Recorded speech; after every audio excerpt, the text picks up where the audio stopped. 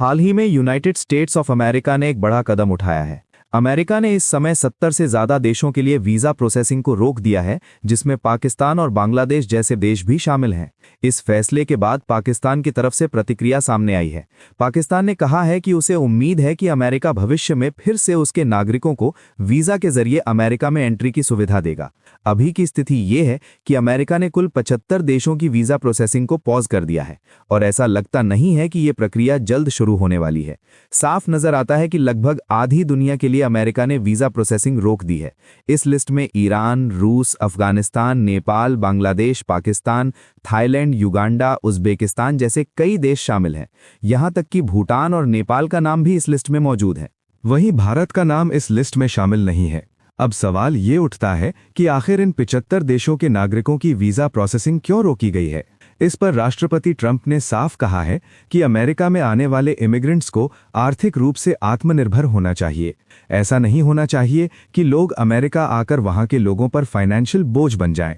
America में कई welfare schemes चलती हैं और कुछ इमिग्रेंट्स इन योजनाओं का गलत तरीके से फायदा उठाने लगते हैं, जबकि ये योजनाएं अमेरिकी नागरिकों के लिए होती हैं। कुछ दिन पहले अमेरिका ने एक लिस्ट भी जारी की थी जिसमें बताया गया था कि किन देशों से आने वाले लोग वेलफेयर स्कीम्स का जरूरत से ज्यादा और गलत इस्तेमाल करते हैं। जैसे भारत में भी अलग अलग वेलफेयर योजनाएं होती हैं। कहीं 5 रुपए में खाना मिलता है तो कहीं छात्रों और दिव्यांग लोगों के लिए खास योजनाएं चलाई जाती हैं। इसी तरह की योजनाओं को लेकर अमेरिका ने ये सख्त फैसला लिया है। अब जरा सोचिए, अगर भारत में भी बाहर से आने वाले लोग हमारी वेलफेयर योजनाओं का फायदा उठाने लगें, साफ है टैक्स देने वाले नागरिक यही चाहेंगे कि उनका पैसा देश के अपने लोगों के लिए इस्तेमाल हो। अमेरिका में भी बिल्कुल यही भावना है। वहां लोग कह रहे हैं कि जो इमिग्रेंट्स उनकी वेलफेयर स्कीम्स का इस्तेमाल कर रहे हैं उसे रोका जाना चाहिए। वेलफेयर का सीधा फायदा सिर्फ अमेरिकी नागरिकों तक पहुंचना चाहिए। ये मुद्दा अमेरिका में लगभग हर वोटर से जुड़ा हुआ है, चाहे कोई किसी भी रंग, धर्म या समुदाय का हो। सभी यही कहते हैं कि सरकार की योजनाएं पहले अपने लोगों के लिए होनी चाहिए। बाहर से आने वाले लोग इनका फायदा क्यों लें, यही सवाल वहां उठ रहा है। ट्रंप की जो लिस्ट सामने आई है उसमें यह दिखाया गया है कि किन देशों के इमिग्रेंट्स अमेरिका में कितने प्रतिशत घरों में सरकारी सहायता ले रहे हैं। इस लिस्ट में सबसे ऊपर भूटान, फिर यमन और फिर सोमालिया थे। पूरी लिस्ट में भारत का नाम कहीं नहीं था, क्योंकि अमेरिका में भारतीय उन समुदायों में आते हैं जो सबसे ज्यादा कमाने वालों में गिने जाते हैं। लेकिन सच यही है कि भारतीय बेहद टैलेंटेड और मेहनती होते हैं। हम संघर्ष करना जानते हैं और आगे बढ़ना जानते हैं। कई बार भारत को देखकर दुख होता है कि हम अपने पूरे पोटेंशियल तक नहीं पहुंच पाए, क्योंकि जब भारतीय बाहर जाते हैं और जो उपलब्धियां हासिल करते हैं उनसे समझ आता है कि इतिहास में भारत को सोने की चिड़िया क्यों कहा गया। अगर आप इस लिस्ट में पाकिस्तान को देखें तो वहां करीब 40% इमिग्रेंट्स अमेरिका की वेलफेयर स्कीम्स पर निर्भर हैं, यानी बड़ी संख्या में लोग आर्थिक रूप से सफल नहीं हो पाते। इसी तरह बांग्लादेश का प्रतिशत पाकिस्तान से भी ज्यादा दिखता है। अमेरिका में लगभग 55% बांग्लादेशी इमिग्रेंट्स ऐसे हैं जो सीधे वेलफेयर स्कीम्स पर निर्भर होकर जीवन जी रहे हैं। जब ट्रंप ने इमिग्रेंट वेलफेयर से जुड़ी ये लिस्ट जारी की थी तब कई भारतीयों ने एक अहम सवाल उठाया। आज भी सोशल मीडिया पर उनके ट्वीट्स दिख जाते हैं, लेकिन उन्हें न तो ज्यादा लाइक्स मिलते हैं और न ही उतना ध्यान। एक ट्वीट में साफ लिखा गया था कि ट्रंप की जारी लिस्ट के मुताबिक अलग अलग देशों के इमिग्रेंट्स कितनी वेलफेयर ले रहे हैं। जैसे सोमालिया सबसे ऊपर था, चीन के करीब 32% लोग वेलफेयर पर थे, पाकिस्तान लगभग 41% के आसपास था, लेकिन भारत का नाम कहीं नहीं था। फिर भी सवाल यही है कि जब भारतीय अमेरिका में इतना योगदान दे रहे हैं तो उन्हें ऑनलाइन इतनी रेसिस्ट नफरत क्यों झेलनी पड़ती है। असलियत यह है कि भारतीयों को इसलिए टारगेट नहीं किया गया क्योंकि वे कम कमाते हैं या वेलफेयर पर निर्भर हैं, बल्कि सच ये है कि भारतीय वहां ओवर अचीव कर रहे थे। अमेरिका की कई बड़ी कंपनियों में टॉप लेवल पर भारतीय सीईओ मौजूद थे।